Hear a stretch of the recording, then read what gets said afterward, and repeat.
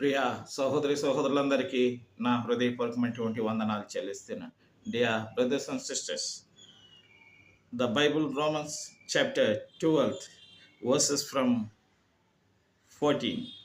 మిమ్మను హింసించు వారిని దీవించుడి గాని శపించవద్దు. సంతోషించు వారితో సంతోషించుడి, ఏడ్చు వారితో ఏడువుడి. ఒకరినొకడు మనసు కలిగి ఉండుడి. హెచ్చువాటి యందు మనసునుంచగా తగ్గువాటి యందు ఆసక్తి లేయుండుడి. మీకు మీరే బుద్ధిమంతులమని అనుకోవద్దు. కీడుకు ప్రతి కీడు ఎవనికని చేయవద్దు. మనుషులందరి దృష్టికి యోగ్యమైన వాటిని గురించి ఆలోచన కలిగి ఉండడి. శక్యమైతే మీ చేతనంత మట్టుకు సమస్త మనుషులతో సమాధానముగా ఉండుడి. ప్రియులారా, మీకు మీరే పగ తీర్చుకొనక దేవుని ఉగ్రతను చోటియుడి. పగ తీర్చుట నా పని, నేనే ప్రతిఫలమునిత్తును అని ప్రభువు చెప్పుచున్నాడని వ్రాయబడి ఉన్నది. కాబట్టి నీ శత్రువు ఆకలిగొని ఉంటే అతనికి భోజనం పెట్టుము, దప్పికొని ఉంటే దాహమిమ్ము. అలాగూ చేయటం వలన అతని తల మీద నిప్పులు కుప్పులుగా పోయేదు.